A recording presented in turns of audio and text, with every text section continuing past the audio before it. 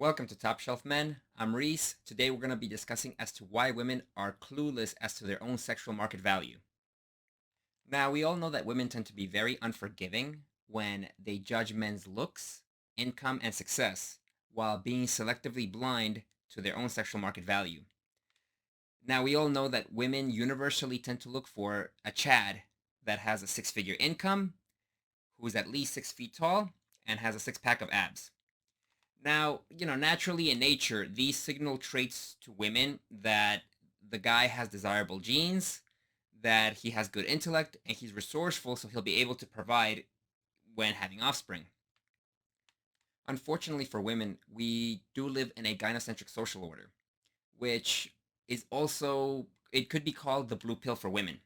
And what I mean by that is that women are constantly being lied to by modern society in order to extract profits from them.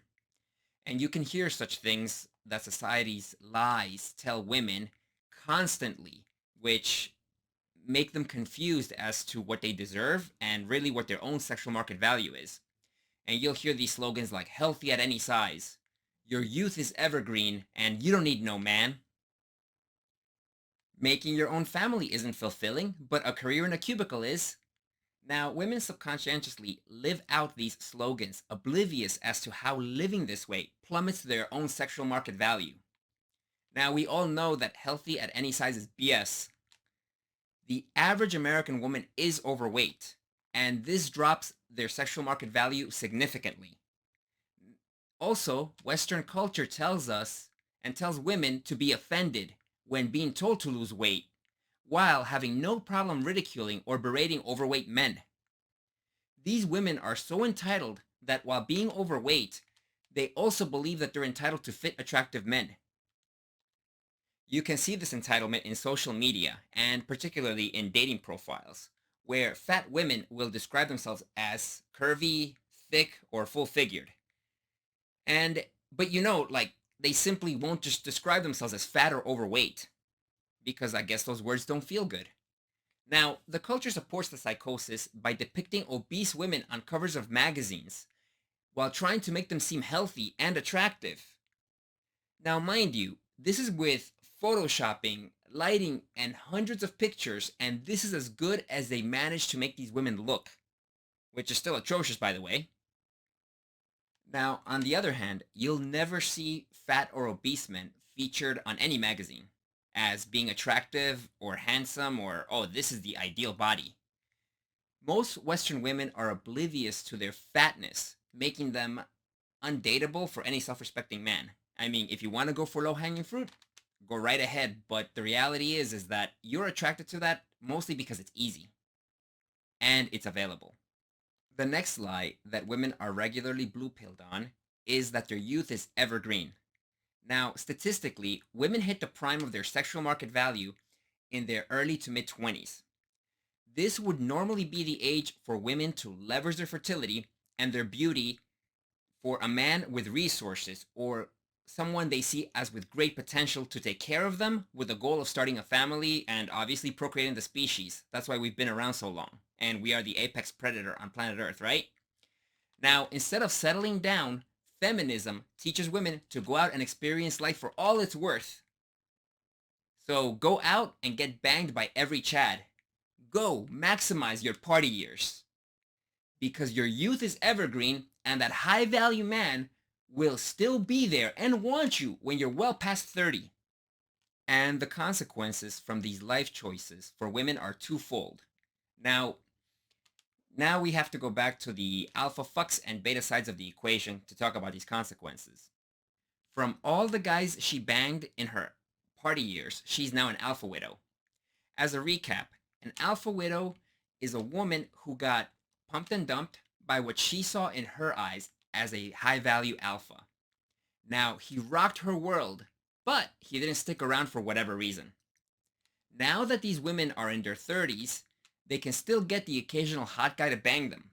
But these hot guys with money will never commit to these women who are well past their prime. And why should they?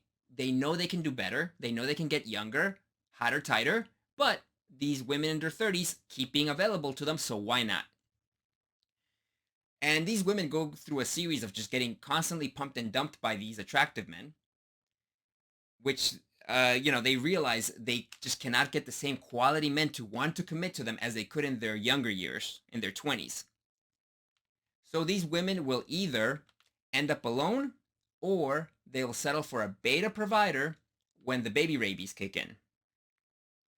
Once these women secure their beta, they will have a tendency to occasionally cheat in hopes of experiencing another alpha that'll blow their mind again. Or simply to monkey branch to a beta with more money, a beta with more resources. We have all seen the women who decide to stay alone. They're the ones that will oftenly be in their mid to late 30s or 40s, and they'll be asking, where have all the good men gone? And pretty much become misandrists. Now, women can never expect responsibility for their actions. So obviously they'll say, "Oh, it's the entire opposite gender that I'm alone." No, it was your bad decisions. You can see that beyond society's lies, women know that their fertility and their youth is limited.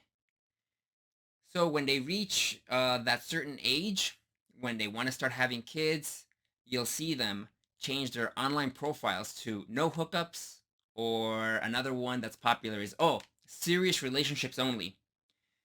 Now, any red pill aware man will read these lines and understand that this woman is no stranger to hookup culture. And now they demand something serious.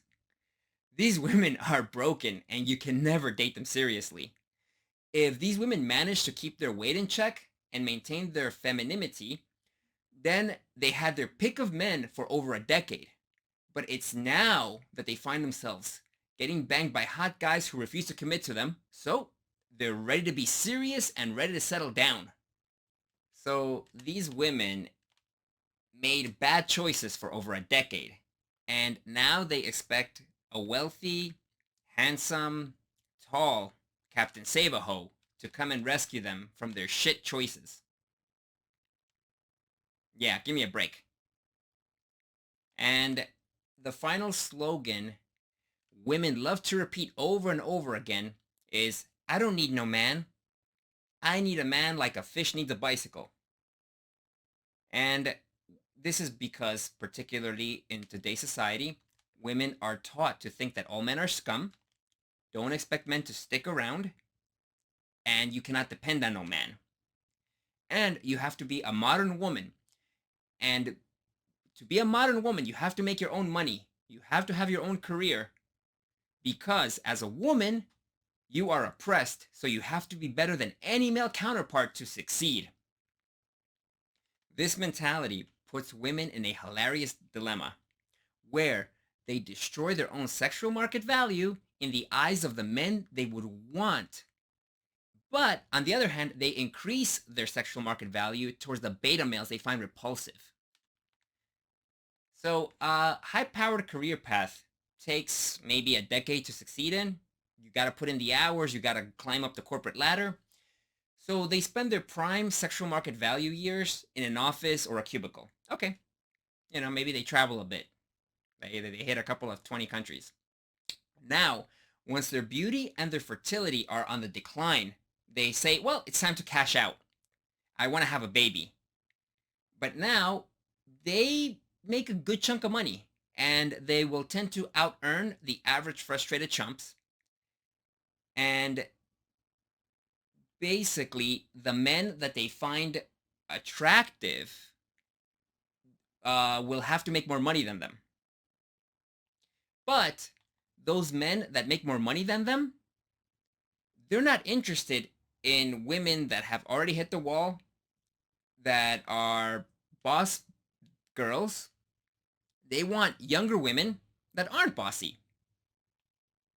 Now, the kind of guy that likes a high-powered boss girl is going to be your typical beta with a dead-end job. Usually, these guys are raised by single mothers or absent fathers that had mommy take care of everything.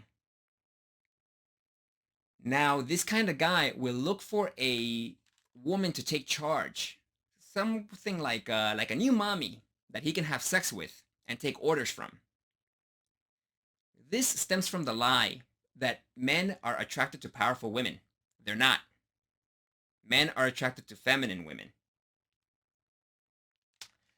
Now, weak beta men are very attracted to boss girls because they feel they can get taken care of like women because men and women are equal in their eyes. They're exactly the same, the blank slate. On the other hand, men with their own careers and businesses hate women who will try to tell them what to do or control them. Men that have businesses or busy, high powered careers want young, fertile, attractive women that will offer their femininity and complement their life, not complicate it. Betas, on the other hand, they love to brag about their wife or their girlfriend being a doctor, a lawyer, or a CEO or some kind of high powered girl rah rah power thing. And the reality is, who gives a shit?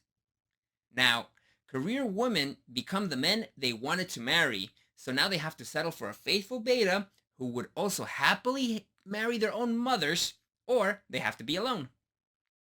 As a red pill aware man, you might be tempted to explain to a woman how her beliefs and choices affect her sexual market value, but honestly, you shouldn't. It's not worth it. Unless it's a family member, in which case, as a male, it's your duty to keep her from sabotaging herself. Otherwise, if it's a friend or somebody you just know, or even a girl you like, don't bother. We live in a culture that wants millions of lonely women to be excellent consumers and producers office drones. Now, when women hear things they don't like, things that doesn't make them feel good, because women are all about feelings, they can always simply just run to social media where they will have hundreds or maybe thousands of betas ready to confirm their beliefs and tell them that it's all okay. They're strong women. Besides, everywhere else, the culture reaffirms women that men love fat, over 30 boss girls. Now, if you're a top shelf man, you simply have to ignore the trash and never settle for anything less than young, attractive, fertile women who haven't been run through the dick carousel. And thank you for watching today's video. You can find the written blog version of this video on my website, topshelfmen.com. You can find a lot of other useful articles that will be made into videos for this channel. If you found this information useful, please share it on social media to help the channel grow. Also, don't forget to click like and subscribe for more amazing content. I'm Reese. I'll catch you next time.